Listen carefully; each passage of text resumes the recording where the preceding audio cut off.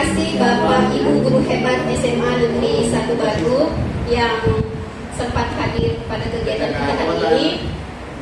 Pertama-tama kita ucapkan puji syukur kehadirat Allah Subhanahu wa Ta'ala yang memberikan kita kesehatan, keselamatan sehingga kita dapat menghadiri acara yang akan kita lakukan hari ini, yaitu diseminasi modul 1.4 untuk dengan tema budaya positif yang akan dibawakan oleh Ibu Absari Amiati sebagai calon guru penggerak angkatan 11. Dan untuk pertama-tama kita akan membuka acara ini dengan membaca basmalah. Bismillahirrahmanirrahim. Acara selanjutnya sepatah kata dari Bapak Kepala Sekolah SMA Negeri 1 Baru, Bapak Rosman SPD MM. Dengan ini silakan.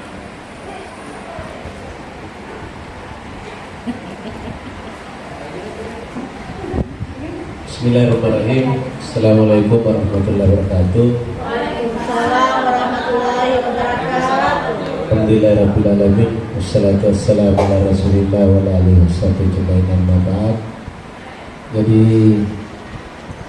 Bapak Ibu yang saya hormati, terutama kepada calon guru penggerak Ibu Absari Amiati, saya mengajak kita semua mengucapkan syukur alhamdulillah demi kesehatan dan kekuatan untuk berkumpul kembali untuk suatu kegiatan yang terkait dengan pelaksanaan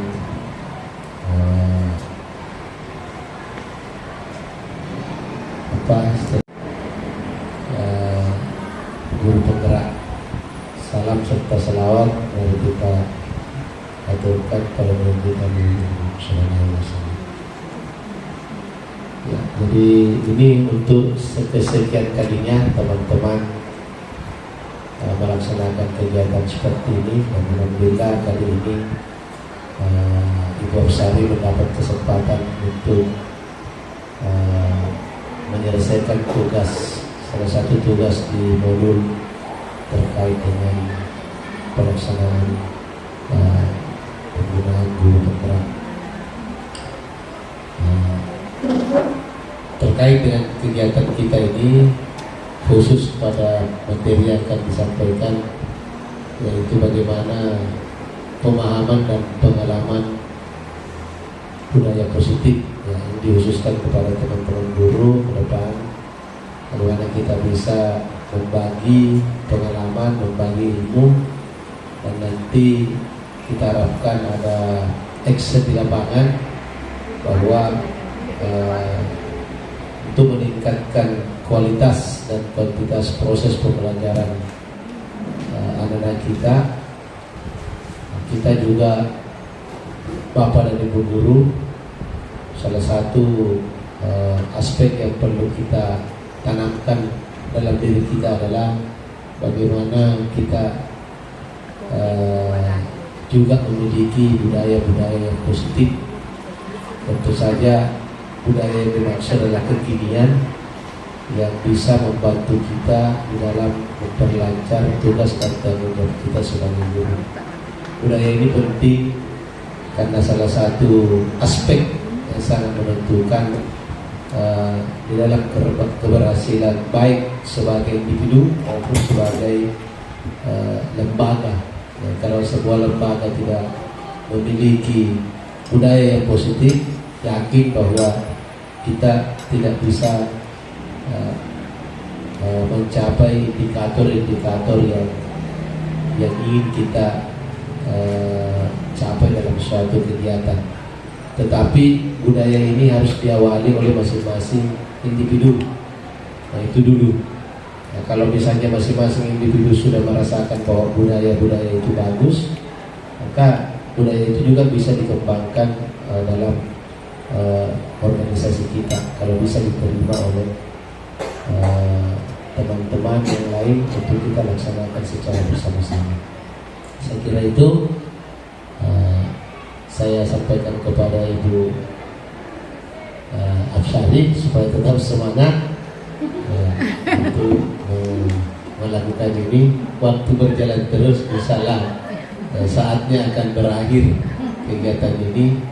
Ya, Bob Sari ini sudah memberikan motivasi kepada teman-teman yang lain, terutama yang lebih tua dari dia, harus menjadi cambuk bahwa Absari bisa, kenapa kami tidak bisa. Itu juga harus jadi Absari sudah memberikan motivasi baik kepada teman-teman yang selevel maupun kepada teman-teman yang lebih dahulu menjadi guru. Itu bagus. Ini juga budaya perlu dikembangkan, budaya memberi dorongan, ya, budaya memberi dorongan kepada senior-senior supaya bisa termotivasi mengikuti kegiatan-kegiatan seperti ini.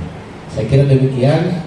Mari kita sama-sama membuka kegiatan aksi nyata ini dengan bersama-sama membaca basmalah. Bismillahirrahmanirrahim. Terima kasih atas semua partisipasi kita. Ini adalah partisipasi dari teman-teman yang saling membantu. Misalnya yang lain akan punya giliran juga, ya, untuk mendapatkan kesempatan untuk mengikuti seleksi guru penggerak ini. Billahi taufiq wal hidayah. Assalamualaikum warahmatullahi wabarakatuh. Waalaikumsalam warahmatullahi wabarakatuh. Acara selanjutnya kita akan mendengarkan pemaparan atau diseminasi tentang penyebaran pemahaman dan pengalaman budaya positif yang akan dibawakan oleh Ibu Absari Damianti. Dengan ini disilakan.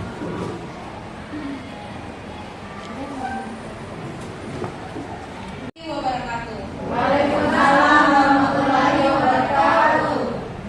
Terima kasih atas teman-teman sekolah yang telah membuka penyebaran aksi nyata maupun itu diseminasi tentang pengalaman budaya positif yang akan saya lakukan. Nah, mari belajar bersama, berkolaborasi dan saling mendukung demi mewujudkan disiplin positif di sekolah kita tercinta. Nah, yang akan saya sampaikan ada 6. Yang pertama, perubahan paradigma belajar. Yang kedua, disiplin positif. Yang ketiga, kebutuhan dasar manusia. Yang keempat, posisi kontrol. Yang kelima, keyakinan keras. Dan yang terakhir itu segitiga institusi. Nah, perubahan paradigma menurut teorinya itu teori kontrol atau teori pilihan, ilusi kontrol. Yang pertama itu ilusi guru mengontrol murid.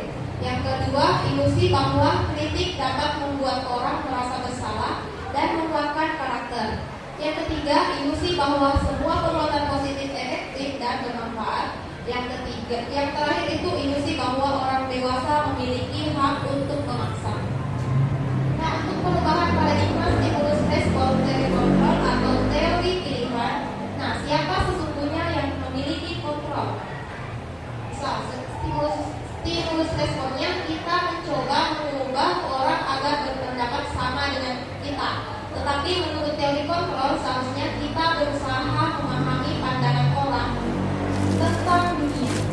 Kemudian untuk stimulus respon yang berikutnya, perilaku buruk dilihat sebagai suatu kesalahan. Nah, untuk teori kontrolnya, semua perilaku memiliki tujuan.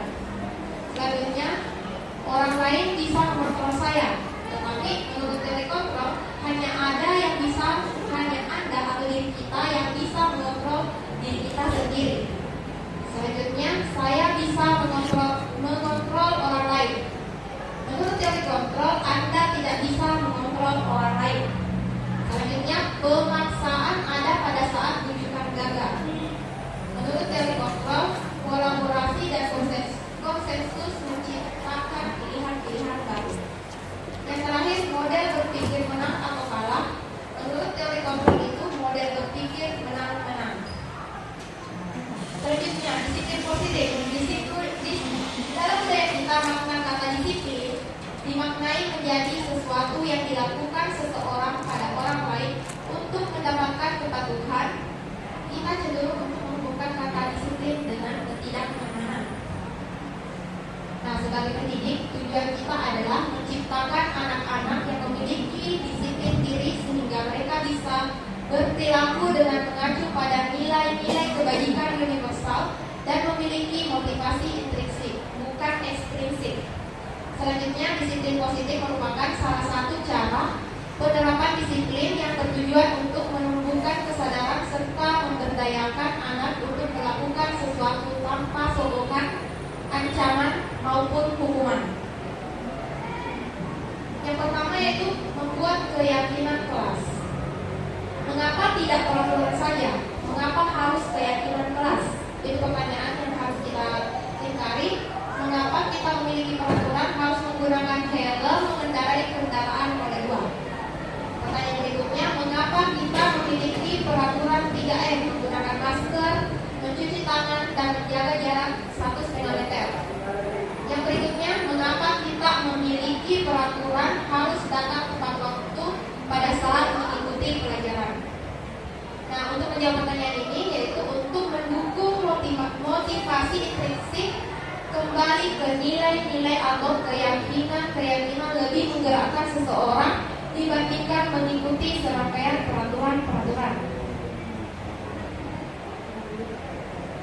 Nah, alasan kenapa kita memilih keyakinan kelas yang pertama itu keyakinan kelas bersifat lebih abstrak daripada peraturan yang lebih rinci dan konkret.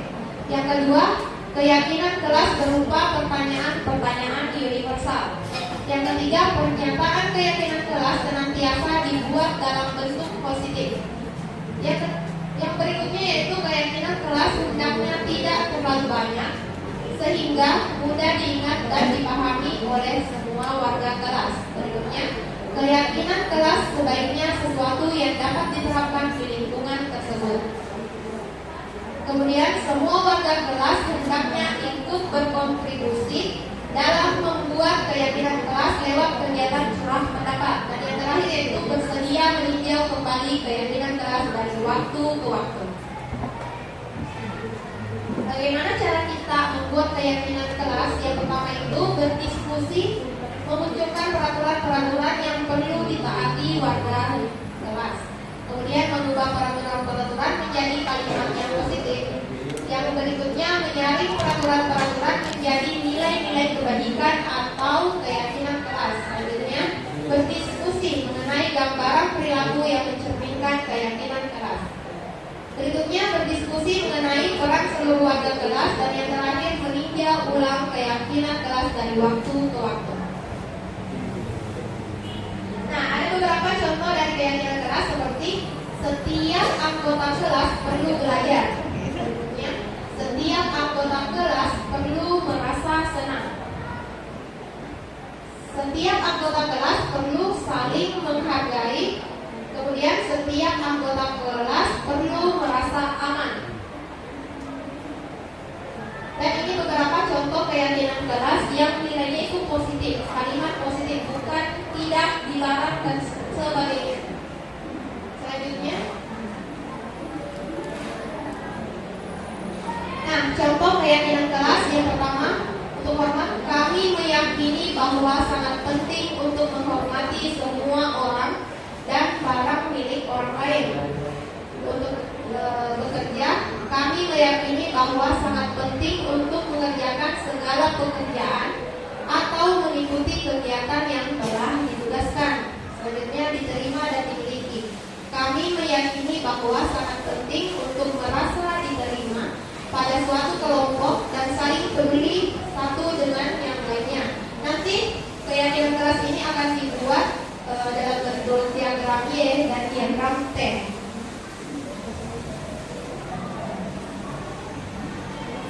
Untuk pendalaman keyakinan kelasnya untuk tabel T dan Y, misal untuk kata hormat.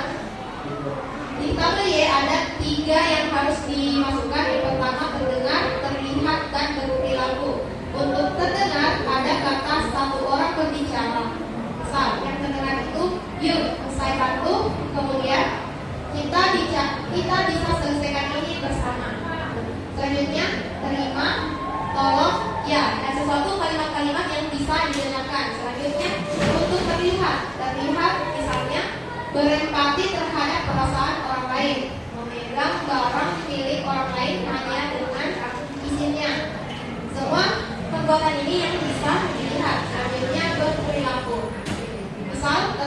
pertama. Yang berikutnya memberi salam hormat, misalnya berjabat tangan, meletakkan tangan di dada dan salim. Selanjutnya memberi ruang bekerja dan postur tubuh yang tenang.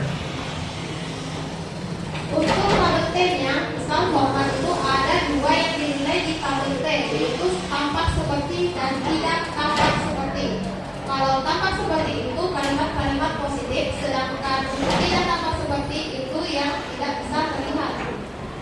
Misal, datang tepat waktu. Kalau tidak tampak seperti, sering hadir terlambat. Kemudian, menyapa teman dan guru setiap hari untuk tidak terlihatnya tak acuh kepada teman dan orang lain. Itu kebalikannya untuk tabel T-nya. Misal kata bekerja, tampak sepertinya tekun bekerja dan menyimak guru. Tidak tampak sepertinya, misal tidak mendengar guru dan acuh tak acuh. Contoh berikutnya menyerahkan tugas tepat waktu. Untuk tidak tampak sepertinya tugas tidak diberikan. Perbedaan untuk peraturan dan keyakinan keras seperti pada tabel. Untuk peraturan misal selalu kembalikan buku ke tempatnya. Untuk keyakinan kerasnya hanya kata tanggung jawab. Kemudian dilarang mengganggu orang lain. Keyakinan kerasnya menghormati orang lain. Misal hadir di sekolah 15 menit sebelum pembelajaran dimulai. Untuk keyakinan kerasnya ditulis menghormati orang lain dan berkomitmen. Jadi untuk peraturan-peraturannya ini sering digunakan di kelas. Kemudian untuk keyakinannya ini nilai-nilai kebajikan. Misalnya tanggung jawab, berkomitmen, keselamatan, kesehatan. Nah, seharusnya kita membuat keyakinan kelas di kelas, bukan peraturan kelas, karena biar itu bisa diingat dan masuk ke pikirannya peserta didik.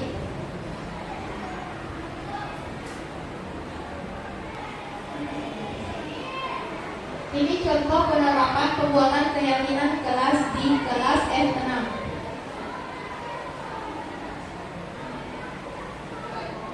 Oke, assalamualaikum warahmatullahi wabarakatuh. Waalaikumsalam warahmatullahi wabarakatuh. Bagaimana kabarnya hari ini? Alhamdulillah baik. Oke, hari ini kita akan membuat keyakinan kelas kita. Nah, keyakinan kelas kita ini akan berlaku di semua mapel. Bukan cuma kimia saja, tapi semuanya. Nah, keyakinan kelas ini kayak peraturan kelas, tapi yang kita yakini bersama dan disepakati bersama. Kalau peraturan kelas itu saya buat, tapi kalau keyakinan kelas kalian yang buat, kalian yang sepakati dan ditulis secara bersama-sama. Bisa? Bisa. Nah, pertama itu kita menjelaskan apa yang ingin dilakukan di kelas. Misal membuat keyakinan apa-apa saja nanti. Pertama itu kita buat peraturan kelas terlebih dahulu apa yang mereka inginkan, bukan apa yang kita inginkan. Tadi kan saya sudah membagikan post-it. Nah, post-it itu tulis apa yang ingin kalian lakukan di kelas ini, keyakinan apa yang akan kita lakukan, dan setelah itu tempel di sini. Paham? Paham. Silakan. Kalau masih membutuhkan post-it, masih ada di sini. Satu post-it, satu keyakinan. Bisa ditambahkan lagi nanti. Oke? Anak ini diberikan post-it untuk membuat peraturan-peraturan yang ingin mereka buat atau mereka ingin lakukan selama belajar. Dan peraturan ini bisa dipakai di seluruh mata pelajaran, bukan cuma satu pelajaran saja.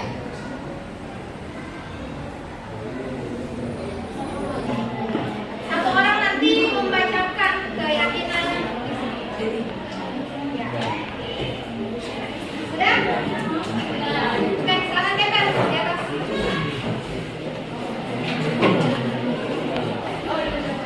Ya, tempel orang.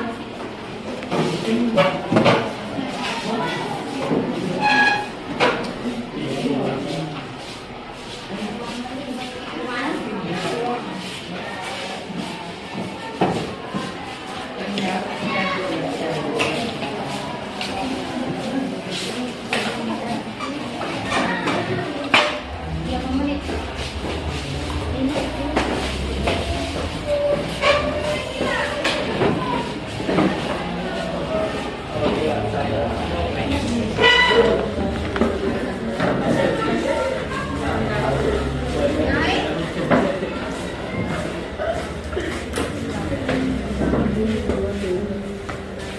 Yon.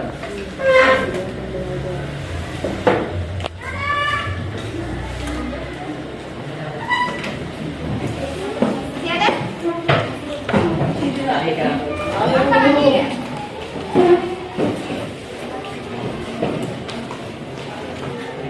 Yang ketiga. Ada nih kebersihan. Nah, Sudah ada nih kebersihan. Oke.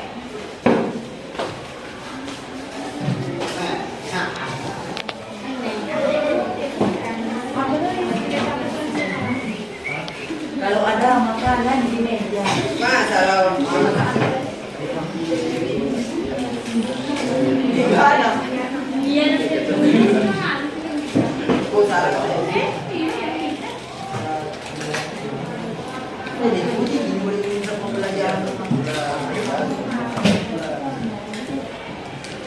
Ahora tú sí lo que puedes ver en game o what? Bisa ka tadi ko bilang boleh tidur sedikit saja. Sedikit saja. Sedikit saja. Kayak saya. Tidak beneran tidak beneran. Jadi mana bilang tadi? Ya nanti.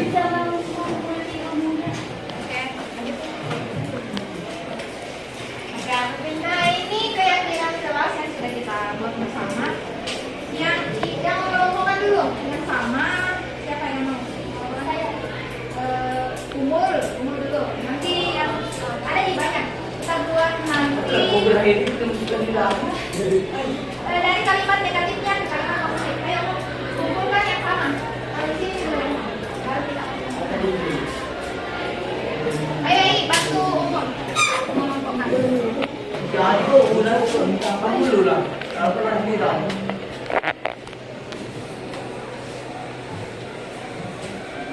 Yang sama nak?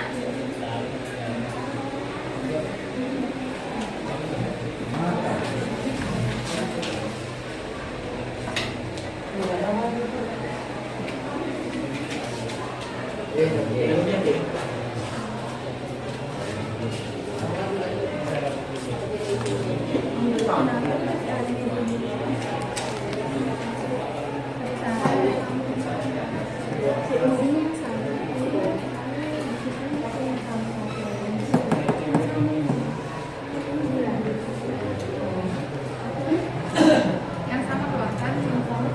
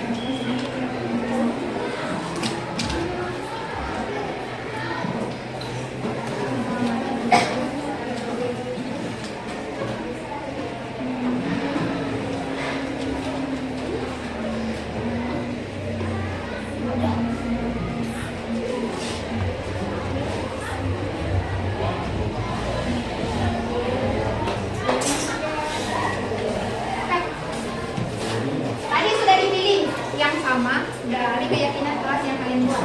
Dan nanti keyakinan kelas ini kita ubah ke kalimat positif. Contohnya, tidak menggunakan bahasa kasar. Berarti kalimat positifnya Jangan dibahas. jangan negatif. Ini kan masih pakai tidak, jangan itu negatif. Kalimat positifnya, kalimat kasar diubah jadi menggunakan kata yang sopan. Lagi, kalau misalnya tidak berisi tidak berisik saat guru menjelaskan. Berarti tidak berisik berarti memperhatikan. Kalau misalnya tidak berisik sama. Tidak memotong pembicaraan teman saat bertanya. Kalimat positifnya menghargai. Terus tidak mengganggu teman saat pembelajaran. Sama tadi kan menghargai teman. Nah, nilai apa yang bisa kita ambil dari keyakinan keras kita? Nilai misal dilarang membuat kegaduhan. Berarti nilai kebajikannya apa? Disiplinkah? Toleransikah? Disiplin. Apa? Kalau misalnya dilarang membuat kegaduhan, berarti menghormati orang lain kah? Apa yang bisa diambil dari sini? Dilarang membuat kegaduhan. Berarti menghargai teman. Bisa menghargai semuanya itu, tapi kan satu kayak tidak mengganggu, menghargai juga sama. Kalau piket sampai pulang sekolah, piket sampai pulang. Apa? Disiplin kah? Disiplin. Oke, disiplin. Berarti ada dua tak nilai kebajikannya. Kemudian boleh minum saat guru lagi menerangkan. Nilai kebajikannya apa? Ya, kesehatan tak menjaga kesehatan bisa. Kalau saling peduli menghargai sesama teman. Menghargai tak? Oke, itu tadi bagian dari keyakinan kelas kita. Nanti kalian percantik, buat secantik-cantik mungkin kayak bukunya, terus tempel di kelasnya, dan peraturan ini kalian gunakan sampai 1 semester atau 1 tahun ini. Bisa? Bisa. Bisa menepati? Bisa. Oke, cukup hari ini. Assalamualaikum warahmatullahi wabarakatuh.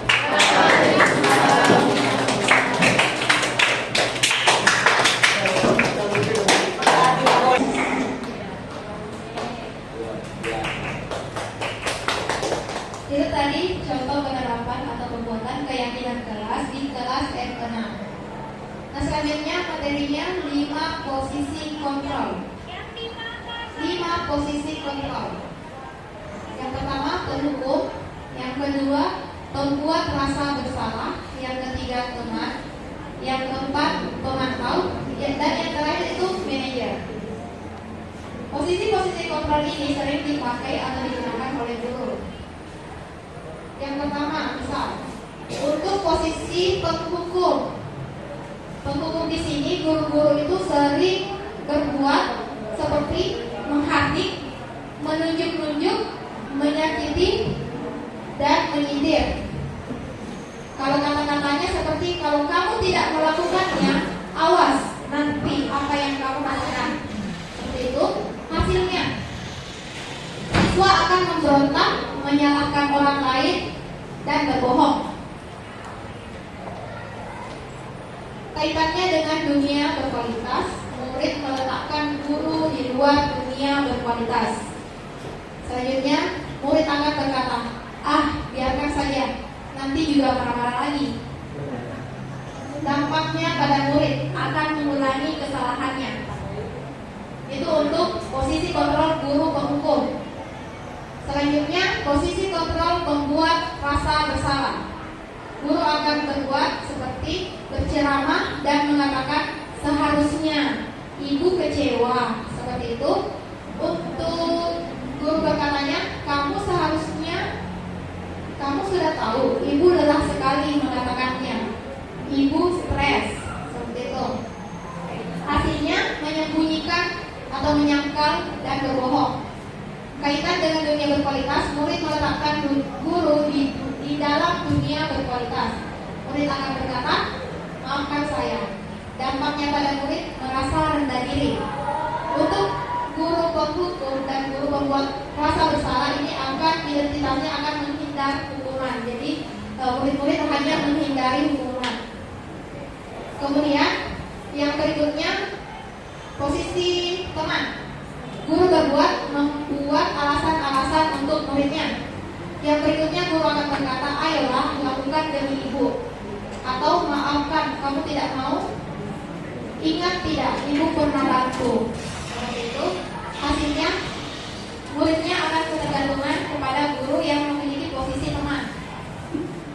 Kaitannya, murid meletakkan guru sebagai orang yang sangat penting di dunia berkualitas. Murid akan berkata, saya pikir bapak atau ibu teman saya, ternyata begitu. Dampaknya pada murid lemah, tidak mandiri, dan tergantung. Selanjutnya, guru yang posisinya pemantau. Guru akan berbuat, menghitung, dan mengukur. Selanjutnya, guru biasanya berkata, apa peraturannya? Hasilnya, menyesuaikan diri bila tidak diawasi. Kemudian, berkaitan dengan dunia, murid meletakkan guru dan hukuman di dalam dunia berkualitas.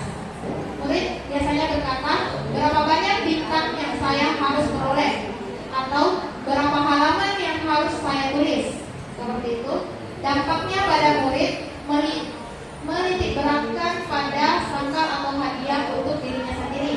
Dia cuma untuk teman dan pemantau, murid akan mengharap imbalan atau ketergantungan pada orang lain. Tadi untuk penghukum dan pembuat rasa bersalah, murid akan menghindari hukuman. Selanjutnya untuk teman dan pemantau itu, murid akan mengharapkan imbalan. Dan yang paling efektif di sini adalah posisinya sebagai manajer. Biasanya guru berbuat mengajukan pertanyaan-pertanyaan, dan biasanya guru berkata, apa yang kita yakini, apa yang bisa kamu kerjakan untuk memperbaiki masalah ini. Selanjutnya hasilnya menguatkan pribadi. Artinya murid akan menguatkan dirinya sendiri tanpa mengharapkan imbalan atau menghindari hukuman. Selanjutnya, kaitannya dengan dunia berkualitas, murid meletakkan dirinya sebagai individu yang positif dalam dunia berkualitas. Biasanya murid akan berkata pada posisi ini, bagaimana caranya saya bisa memperbaiki keadaan. Dampaknya pada murid mengevaluasi diri bagaimana cara perbaikan. Jadi yang paling efektif posisi kita adalah posisi manajer, bukan sebagai penghukum, bukan sebagai pembuat rasa bersalah, atau sebagai teman atau pemantau.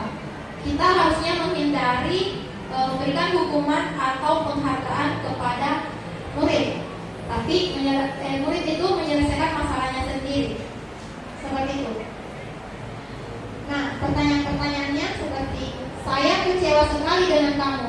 Siapa yang mengatakan? Misalnya, saya kecewa sekali dengan kamu. Biasanya itu guru-guru yang memiliki posisi membuat orang merasa bersalah. Kemudian, kamu tidak pernah melakukannya. Pertanyaan ini biasanya dipakai untuk posisi guru penghukum. Kamu tidak pernah benar melakukannya. Untuk posisi teman, misalnya, ayo lakukan demi ibu atau bapak. Untuk posisi teman. Selanjutnya, apakah kamu mau mendapat stiker bintang? Nah, stiker bintang ini biasanya dipakai di guru PAUD atau guru SD yang hanya mementingkan penghargaan. Artinya kita tidak memakai itu. Itu untuk stiker bintang itu biasanya guru pemantau. Nah, selanjutnya, bagaimana kamu bisa menyelesaikan masalah ini? Inilah yang paling efektif, guru sebagai manajer. Biasanya juga yang terakhir ini, pertanyaannya, kamu selalu yang paling terakhir. Ini untuk posisi guru penghukum.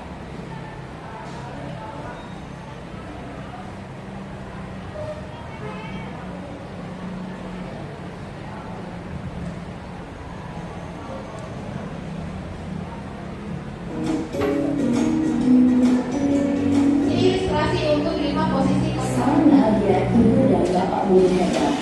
Dalam penerapan disiplin positif restitusi, salah satu program yang dikembangkan adalah 5 posisi kontrol. 5 posisi kontrol dalam restitusi adalah proses perjalanan seorang pendidik agar dapat mengalami dirinya. Pada video kali ini, kita akan membahas tentang 5 posisi kontrol yang dikembangkan oleh Diane Gosser dan contoh penerapannya.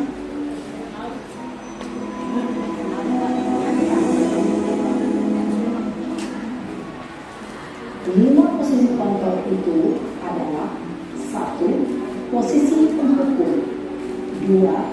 Posisi pembuat merasa bersalah, 3. Posisi teman, 4. Posisi pemantau atau monitor, dan 5. Posisi manajer. Untuk lebih memahami kelima posisi tersebut, mari kita saksikan kasus Naren yang terlambat hadir 20 menit di sekolah dan melihat bagaimana kelima posisi kontrol dalam menghadapi masalah tersebut.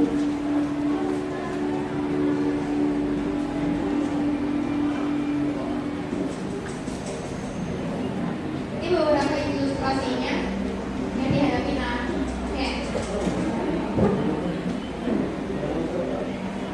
Naren, sini kamu.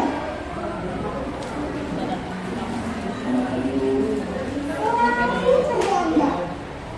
Kamu deh, pasti terlambat. Maaf Bu, saya Apa? Apa coba? Alasan kamu apa lagi? Kapan sih kamu tidak terlambat? Malas sekali ya kamu jadi anak. Dasar pemalas. Kenapa kapok sih kamu? Sudah berapa kali terlambat? Sana, kamu keliling lapangan basket. 2 kali. kenapa saya harus beli lapangan basket Bu? Kenapa? Kamu kalau ibu berani-beraninya jawab sudah terlambat, masih berani jawab enggak? Sekarang keliling lapangan basket 5 kali sekalian. Biar kamu. Kamu pergi sana ke lapangan basket.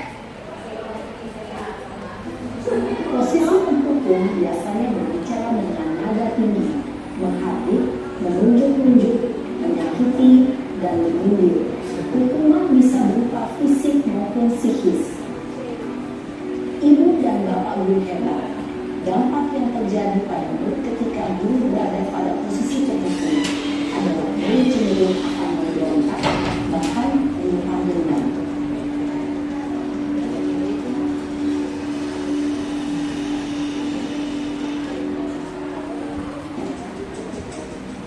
Ilustrasi berikutnya buat merasa bersalah.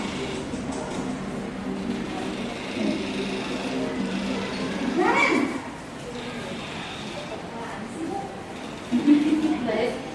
Selamat pagi Bu.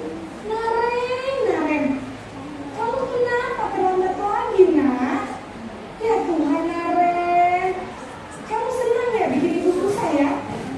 Kamu terlambat lagi, nanti ibu yang ditegur bapak kepala sekolah nak. Disangka ibu tidak bisa membina kamu. Duh, gimana ini? Maaf Bu, Duh, Gusti Naren, kamu susah ya kalau ibu tegur bapak kepala sekolah. Terus, sekarang ibu harus tulis apa nih di buku absen? Ini kamu sudah sering terlambat loh. Ibu harus apa coba? maaf Bu, maaf sekali Bu. Ya sudah, lain kali jangan bikin ibu susah lagi ya. Ibu tidak akan kuat lagi kalau begini terus. Bisa jantungan kalau ibu tegur bapak kepala sekolah. Sana cepat kelas. Maaf ya Bu, maaf sekali. Posisi pembuat rasa bersalah berbicara dengan nada tenang, cenderung lembut, namun kata-kata yang diutarakan membuat murid merasa menjadi orang yang gagal, memandang buruk dirinya sendiri, merasa tidak berharga, dan tidak sanggup membahagiakan orang lain.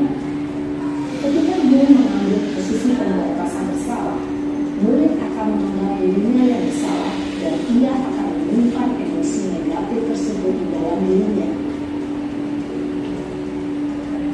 Selanjutnya posisi teman.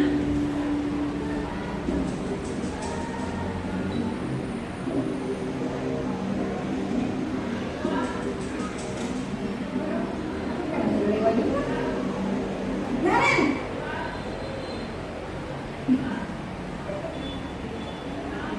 Selamat pagi Bu. wah, sudah jam berapa ini nak? Terlambat lagi ya sayang. Iya Bu, habis tunggu saya 5 saya, Bu. Kamu malah menyalahkan ibu kamu. Kamu bukannya anak yang larinya paling kencang. Kok terlambat sih? Iya, Bu. Saya memang lambat bangun tadi. Jadi, biarpun saya lari kencang, tetap gak kejar, Bu.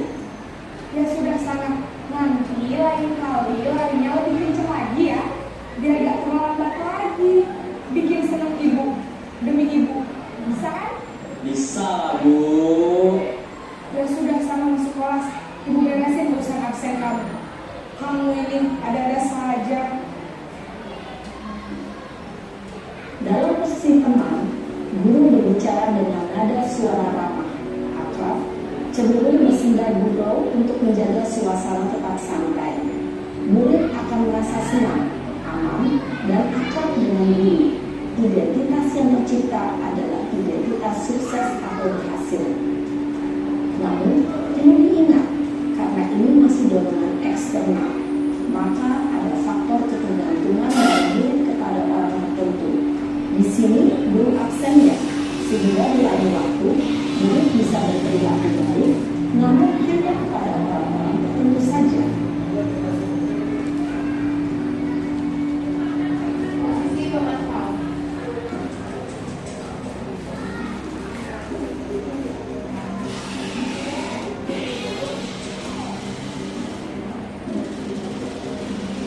Naren!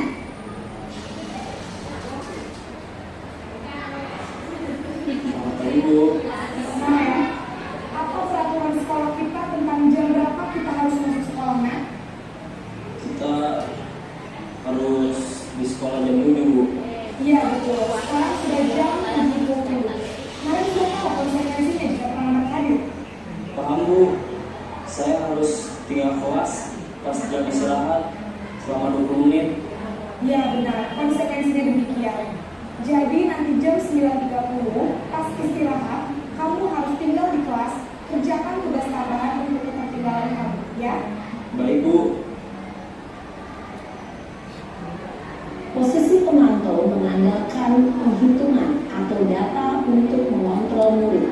Guru mengarahkan murid berdasarkan peraturan dan konsekuensi. Seorang pemantau menunjukkan bahasa tubuh dan ekspresi wajah yang datar dan cenderung formal.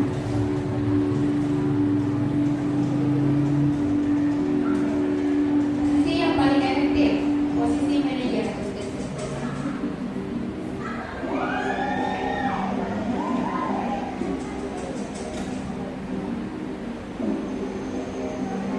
Naren!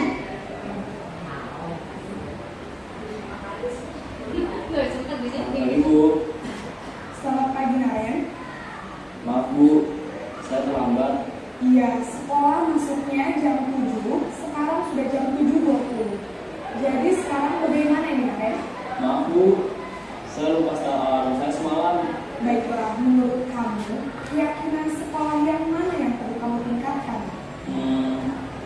Menghargai diri sendiri dan orang lain mungkin ya, Bu. Setuju. Jadi, apakah Naren meyakini prinsip saling menghormati tersebut? Iya, Bu. Saya meyakininya. Apakah Naren bersedia memperbaiki masalah keterlambatan ini? Bersedia, Bu. Bagaimana kamu akan memperbaiki masalah keterlambatan ini?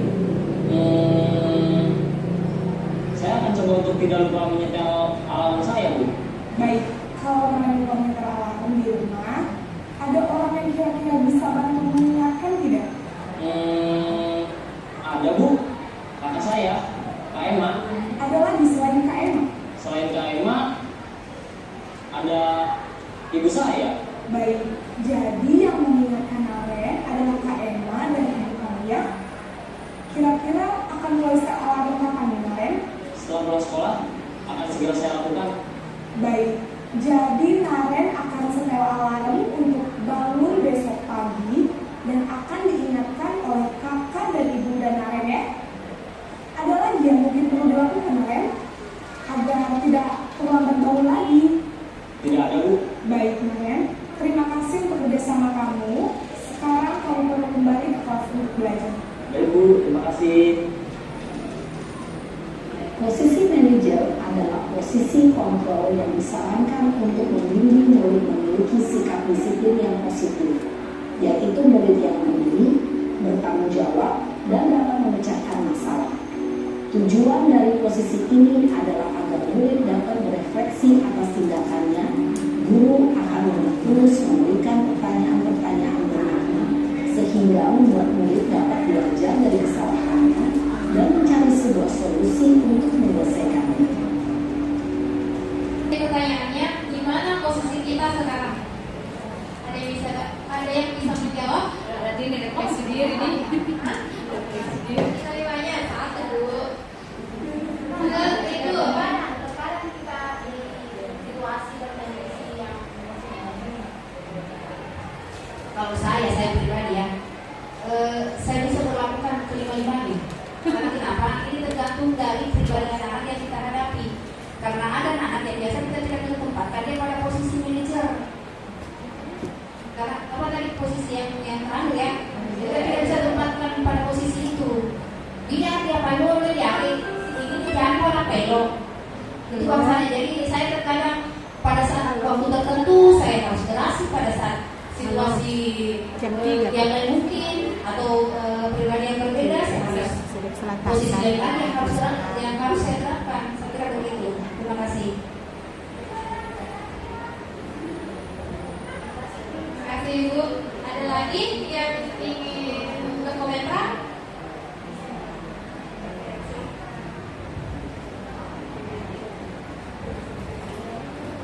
Terima kasih atas kesempatan yang diberikan. Assalamualaikum warahmatullahi wabarakatuh.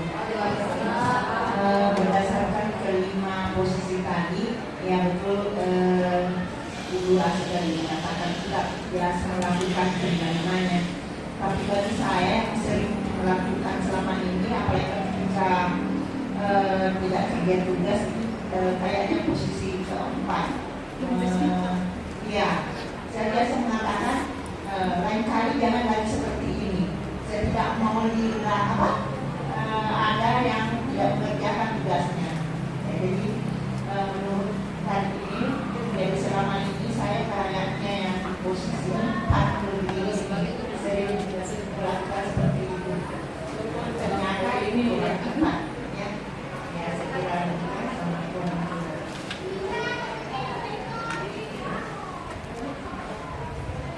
Terima kasih komentarnya Ibu. Nah, sedikit lagi, satu kali tingkatan lagi baru yang sebenarnya diinginkan. Ada lagi yang ingin berkomentar? Sini. Tadi.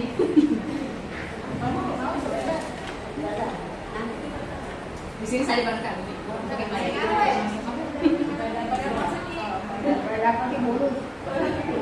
Dapat bintang deh. Baik, kalau saya sama sepakat dengan Bu Cia dan Bu Aji bahwa kita harus sekali menempatkan posisi sebaiknya, menempatkan tergantung situasi. Kalau sebagai pemelaku, saya kadang-kadang menempatkan diri sebagai pemantau. Kenapa kalau kita mengerjakan tugas kan akan sebagai pemantau? Kemudian sebagai wali kelas, saya juga kan menempatkan diri sebagai manajer, karena juga sebagai ini karena ada anak-anak memang karakternya seperti ini, tidak bisa manja-manjakan, tidak bisa lembut-lembutkan. Memang harus ada sedikit seperti iya, ada memang 1-2 orang di kelas kayaknya seperti itu. Terima kasih. Mungkin ada yang harus diupayakan sama saya.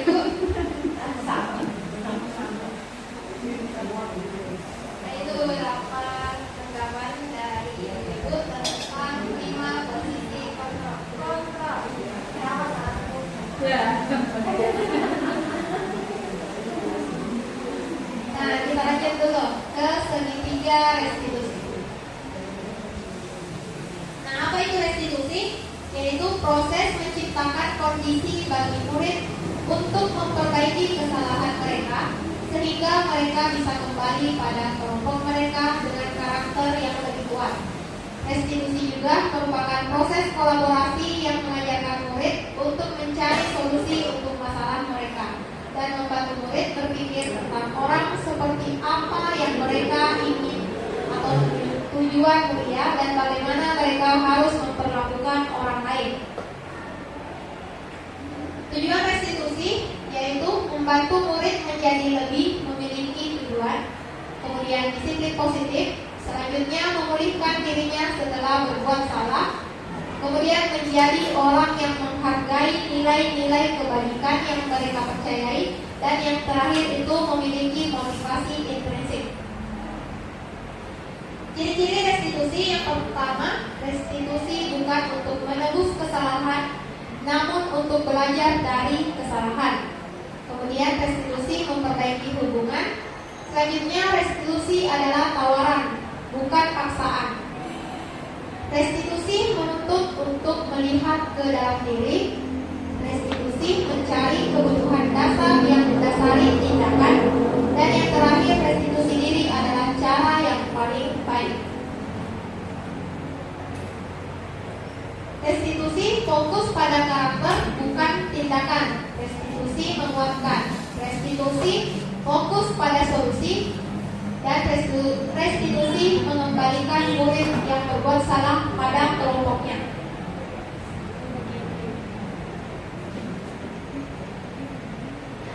Nah, biasanya kita gunakan itu hukuman. Kita akan melihat perbedaan antara hukuman, konsekuensi, dan restitusi. Hukuman yaitu sesuatu yang menyakitkan, harus terjadi. Konsekuensi sesuatu harus terjadi. Dan untuk restitusi, restitusi merupakan pilihan. Kemudian untuk hukuman, tidak nyaman untuk murid atau anak untuk jangka waktu yang panjang. Untuk konsekuensi, tidak nyaman untuk murid atau anak untuk jangka waktu yang pendek. Selanjutnya untuk restitusi, menguatkan murid atau anak dalam jangka waktu yang panjang. Hukuman, korban mendapatkan keadilan. Kalau konsekuensi, korban bisa diabaikan. Selanjutnya restitusi, korban mendapatkan ganti. Selanjutnya murid atau anak akan tersakiti, itu untuk hukuman. Konsekuensi, murid atau anak dibuat tidak nyaman. Kalau restitusi, murid atau anak mendapatkan penguatan. Selanjutnya hukuman, perilaku pasif atau agresif meningkat. Konsekuensi, penguatan hanya bertahan dalam jangka waktu pendek. Dan restitusi, masalah terpecahkan. Selanjutnya untuk hukuman, sistem tidak akan berjalan bila murid tidak takut. Konsekuensi, memerlukan monitoring dalam supervisi terus-menerus dari guru. Selanjutnya restitusi, murid belajar bertanggung jawab untuk perilakunya. Selanjutnya hukuman, berlaku hanya pada sebuah institusi, tidak berlanjut pada kehidupan nyata. Konsekuensi, membantu penerapan mengikuti peraturan dalam masyarakat. Sedangkan restitusi fokus pada pemecahan masalah dalam jangka waktu yang panjang. Hukuman, peraturannya adalah kamu harus. Kalau konsekuensi, apa peraturannya? Atau mampukah kamu melakukannya? Terima kasih. Restitusi, apa yang kamu yakini? Apa yang kamu bisa lakukan untuk memperbaiki masalah ini? Selanjutnya untuk hukuman, murid atau anak membenci peraturan. Konsekuensi, murid atau anak menghormati peraturan. Dan restitusi, murid atau anak menghormati dirinya dan orang lain. Untuk hukuman biasanya itu bersifat negatif. Konsekuensi itu netral, sedangkan yang paling positif adalah restitusi. Apa itu segitiga restitusi? Yaitu suatu proses dialog yang dijalankan oleh guru agar dapat menghasilkan murid yang lebih mandiri dan bertanggung jawab. Nah, ini bentuk segitiga restitusi. Tahapan pertama yaitu menstabilkan identitas. Di sini setiap kata-katanya, setiap orang pasti pernah melakukan kesalahan. Yang kedua, kamu bukan satu-satunya yang pernah melakukan ini. Lanjut ke tahap berikutnya yaitu validasi kebutuhan. Kata-katanya atau apa yang guru katakan, kamu tentu punya alasan mengapa melakukan itu. Selanjutnya, adakah cara yang lebih efektif untuk mendapatkan apa yang kamu butuhkan? Tahapan yang terakhir dalam segitiga restitusi yaitu menanyakan keyakinan.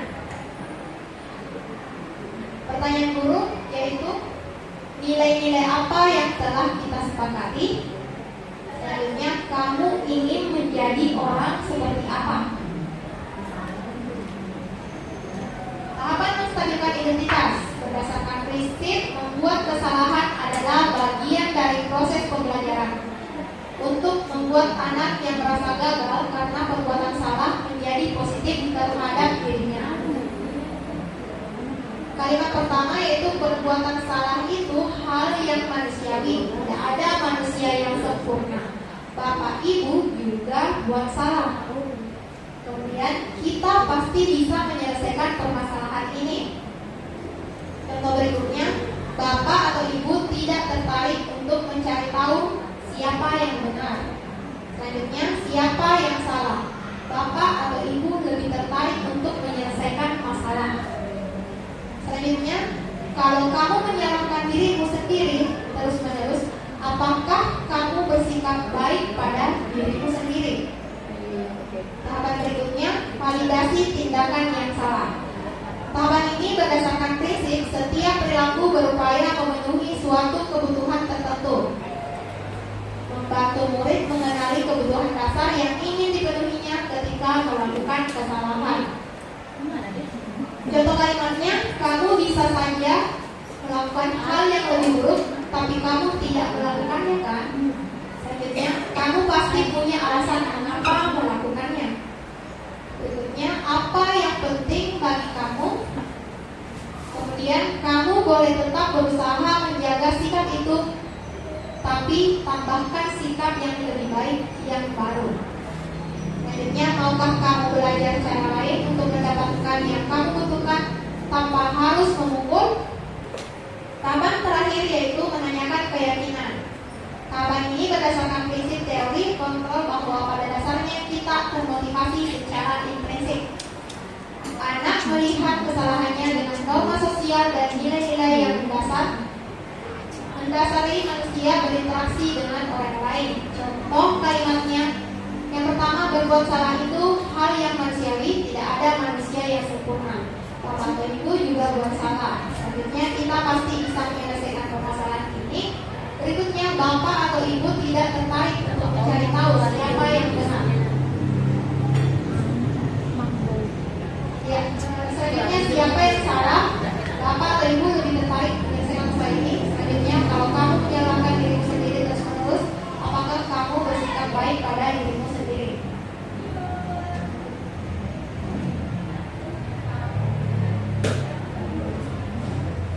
Selanjutnya kita akan menyaksikan dua kasus penyelesaian secara signifikan. Assalamualaikum Ibu. Waalaikumsalam. Silakan duduk. Apa kabar hari ini? Alhamdulillah sehat Ibu. Apakah kamu tahu kenapa Ibu memanggil kamu ke sini? Maaf Ibu, saya kurang tahu ada apa ya Bu. Begini kemarin itu katanya Ibu Mila, kamu itu mengecek HP pada saat Ibu Mila mengajar. Apa betul? Iya Bu, tapi itu sepenuhnya bukan salah saya Ibu. Ibu tahu kamu berhak merasa seperti itu, karena setiap orang pasti pernah melakukan hal tersebut. Iya Ibu. Kamu pasti punya alasan kenapa melakukan hal itu. Iya Ibu, sebenarnya dari awal jam pelajaran saya tidak menggunakan HP Bu. Akhir pelajaran baru saya menggunakan HP Bu, karena saya ingin mengecek jam pelajaran Ibu Mila apa sudah habis. Terus kenapa Ibu Mila marah? Karena saya tidak meminta izin sebelum menggunakan HP Bu. Menurut kamu dengan tidak meminta izin terlebih dahulu, perbuatanmu benar atau tidak? Tidak Ibu. Menurut kamu apakah tindakanmu itu sudah sesuai dengan keyakinan kelas kita atau belum? Tidak Ibu, karena seharusnya di situ saya minta izin terlebih dahulu sebelum menggunakan HP Ibu. Bagaimana cara kamu menghadapi situasi ini? Saya meminta maaf kepada Ibu Mila atas kesalahan yang telah saya perbuat Ibu. Yakin kamu bisa melakukan ini? Yakin Ibu. Baik. Kita sudah berdiskusi tentang masalah yang kamu hadapi dan bagaimana kita menyelesaikannya.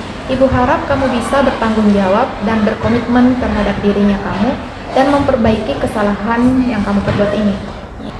Baik Yayi, saya hargai keputusan kamu untuk memperbaiki kesalahan kamu tadi dan silakan kembali ke kelas. Terima kasih Ibu.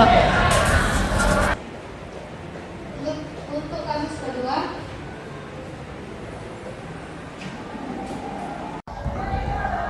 Assalamualaikum Bu. Waalaikumsalam Ikram, silakan duduk. Kasih Bu. Ada apa Bu? Kenapa kita cari Kak? Ibu mendapat laporan kalau kamu itu membuat Amel menangis kemarin, betul? Betul Bu, tapi tidak kusengaja Ibu. Kalau boleh tahu, kenapa Amel menangis? Kemarin Bu, main bola Kak sama temanku di kelas. Tapi Amel tiba-tiba masuk di dalam kelas saat menendang bola Kak. Jadi nak kena kepalanya Bu, terus menangis nih. Pasti seru ya main bola di kelas. Iya Bu. Pasti kamu punya alasan kamu melakukan hal tersebut kan? Iya Bu, karena pada saat itu Bu, jam kos dan tidak ada pelajaran. Jadi untuk mengisi pelajaran yang kosong, main bola bersama teman-temanku Bu. Ikram, kamu tahu dengan melakukan hal tersebut itu baik atau tidak? Tidak Bu. Jadi dengan melakukan hal tersebut itu coba kamu ingat keyakinan kita. Apa yang kita yakini bersama sesuai atau belum? Tidak Bu, karena tidak bertanggung jawab Kak juga atas kesalahanku. Maksudnya tidak meminta maaf Kak sama Amel Bu. Betul, ternyata Ikram masih ingat. Jadi untuk memperbaiki masalah ini, apa yang kamu lakukan? Minta maaf Kak sama Amel Bu, dan tidak ulangi lagi kesalahanku main bola di kelas. Bagus sekali Ikram, kamu sudah menyelesaikan masalah kamu dengan baik dan mencari solusi atas masalahnya kamu. Ibu berharap kamu mempertahankan komitmen kamu ini. Ya Bu, berusaha Pak Bu ubah kesalahanku.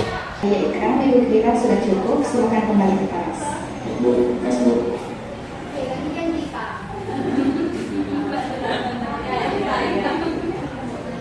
Nah, itu tadi 2 contoh kasus restitusi. Nah, di 2 kasus itu, guru itu bertindak sebagai manajer. Guru tidak menentukan kesalahan muridnya. Guru tidak mencari penyelesaiannya, tetapi muridnya sendiri mencari penyelesaiannya sendiri. Oke, itu beberapa yang ingin saya sampaikan tentang budaya positif. Saya kembalikan ke moderator. Ya, kita semangati dulu umat kita.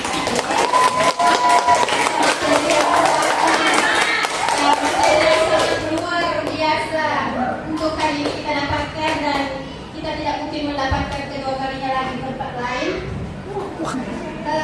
Ya, ada 3 tadi yang poin. Yang pertama keyakinan kelas, 5 posisi kontrol, dan segitiga restitusi. Keyakinan kelas bisa kita lakukan saat awal pertemuan dengan murid. Kata-kata di keyakinan kelas harus dimulai dengan kalimat positif, hindari kata negatif.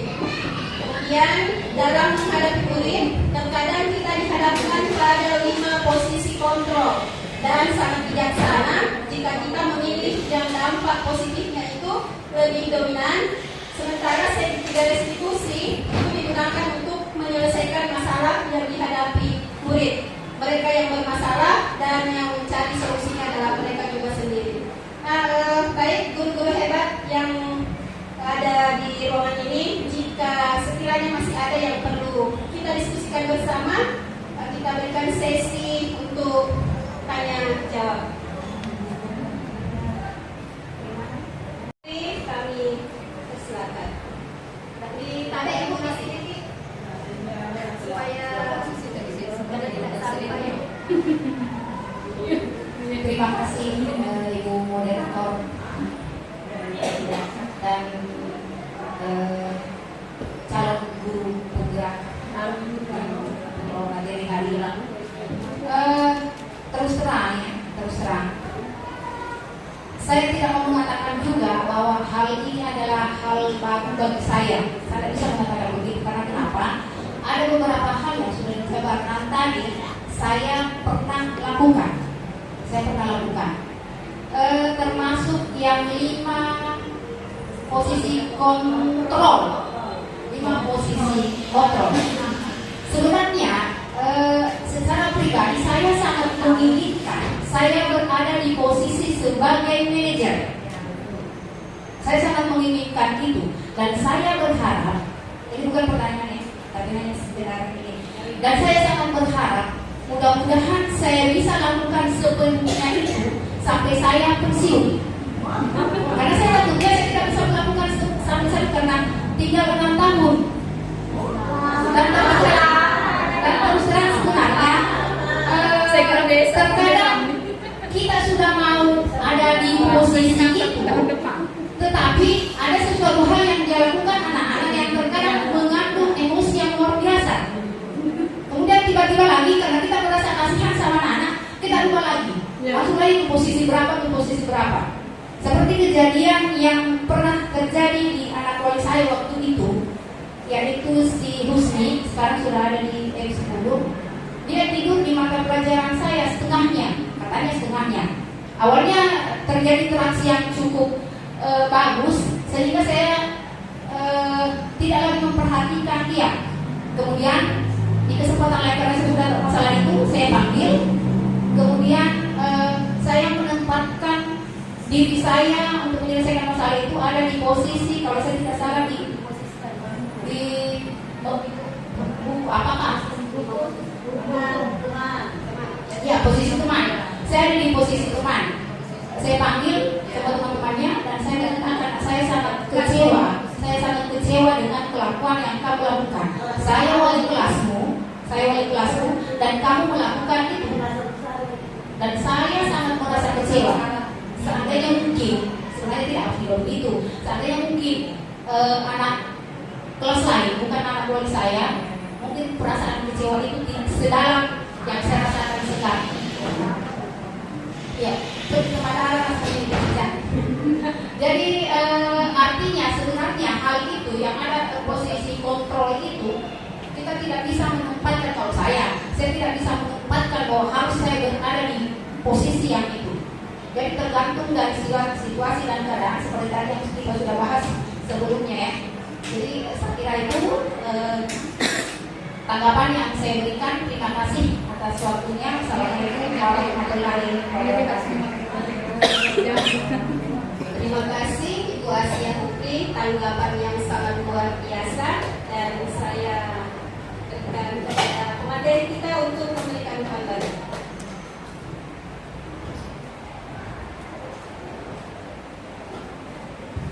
Oke, terima kasih atas tanggapannya Ibu. Nah, ini Ibu sudah berusaha untuk ke posisi manajer, tetapi karena Ibu melihat karakter siswa, berarti Ibu itu melihat kodrat alam dan kodrat samanya siswa, dan tindakan Ibu sudah berpihak pada murid. Minimal Ibu sudah melakukan hal tersebut dan menuju ke situ, ini sudah bisa diapresiasi.